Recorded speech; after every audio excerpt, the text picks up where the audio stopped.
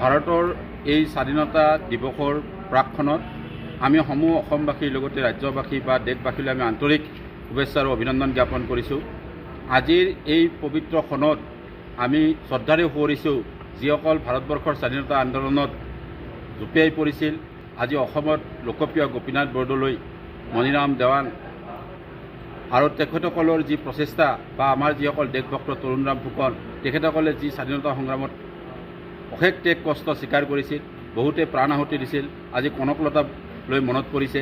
আজি দেশৰ স্বাধীনতা সংগ্ৰামত মহামানৱ মহাত্মা গান্ধী, উমেশ চন্দ্ৰ বেনাৰ্জী, মৌলানা আবুল কালাম আজাদকে প্ৰমুখ্য কৰি নেতাজী সুভাষ চন্দ্ৰ বসুকে ধৰি এই যিসকল মহান আত্মাই ভাৰতবৰ্ষৰ স্বাধীনতা সংগ্ৰামত জঁপিয়াই পৰিছিল, বহুতে প্ৰাণ আহুতি দিছিল।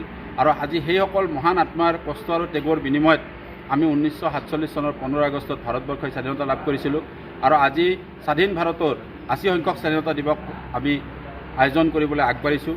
আৰু এই স্বাধীনতা দিৱসৰ এই প্ৰাকখনত আমি সমূহ দেশবাসীলৈ আন্তৰিক শুভেচ্ছা আৰু অভিনন্দন জ্ঞাপন কৰিছোঁ। আৰু স্বাধীন ভাৰতত যিসকল আজি আমাৰ দেশৰ সামৰিক ব্যৱস্থাত জড়িত ব্যক্তি আছে, যিসকল সামৰিক বাহিনীত জড়িত হৈ আছে, বায়ুসেনা, নৌসেনা, স্থলসেনা, এই সকলো বা অসম পুলিচেই হওক বা দেশৰ পুলিচ শাসন ব্যৱস্থাক আমি যিসকলে ত্যাগ স্বীকাৰ কৰিছে তেখেতসকলকো আন্তৰিক শুভেচ্ছা অভিনন্দন জ্ঞাপন কৰিছোঁ। তাৰ লগতে সমগ্ৰ ভাৰতবাসী বা ৰাজ্যবাসীলৈ আমি এই 80 সংখ্যক স্বাধীনতা দিৱসৰ আন্তৰিক শুভেচ্ছা আৰু অভিনন্দন জ্ঞাপন কৰিছোঁ। বিশেষকৈ বিটিআৰ অঞ্চলৰ ৰাইজৰ কাৰণে কি আহ্বান? বিটিআৰ অঞ্চলত আমাৰ ইতিমধ্যে স্বাধীনতা দিৱসৰ প্ৰস্তুতি আৰম্ভ হৈছে। ইতিমধ্যে অহা কাইলৈ মাননীয় হাগ্ৰামা মহিলাৰী ডাঙৰীয়াই কোকৰাঝাৰত পতাকা উত্তোলন কৰিব। ওদালগুৰিত আমাৰ ৰিহন নৈমাৰী ডাঙৰীয়াই পতাকা উত্তোলন কৰিব। আমাৰ শালবাৰীত বেগম আক্তাৰা বাইদেৱে পতাকা উত্তোলন কৰিব। আৰু মচলপুৰত আগস্তি টিগ্গাই কৰিব। কাজলগাঁৱত আপোনাৰ জেমছ মচুমতাৰী পতাকা উত্তোলন কৰিব। পৰ্বতজোৰাত আপোনাৰ মুনমুন ব্ৰহ্মই পতাকা উত্তোলন কৰিব। গোসাইগাঁৱত আপোনাৰ মৃত্যুঞ্জয় নাৰ্জাৰীয়ে পতাকা উত্তোলন কৰিব। আমি ইতিমধ্যে মাননীয় অসম চৰকাৰৰ তৰফৰ পৰা পতাকা উত্তোলনৰ ক্ষেত্ৰত এইবাৰ BTC অঞ্চলৰ যিবিলাক চাব ডিভিজন আছে, এই চাব ডিভিজনবিলাকত EMক পতাকা উত্তোলনৰ দায়িত্ব প্ৰদান কৰিছে। এয়া এটা গৌৰৱৰ বিষয়।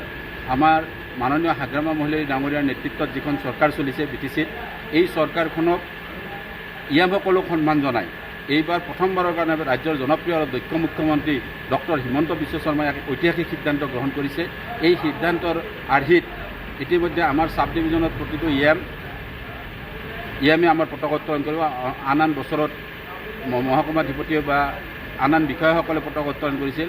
প্ৰথমবাৰৰ কাৰণে এইবাৰ আমাৰ মাননীয় মুখ্যমন্ত্ৰী ডাঙৰীয়াৰ নিৰ্দেশত, মাননীয় হাগ্ৰামা মহিলাৰীৰ প্ৰচেষ্টাত এইবাৰ EMসকলে, সন্মানীয় EMসকলে এইবাৰ পতাকা উত্তোলন কৰিব।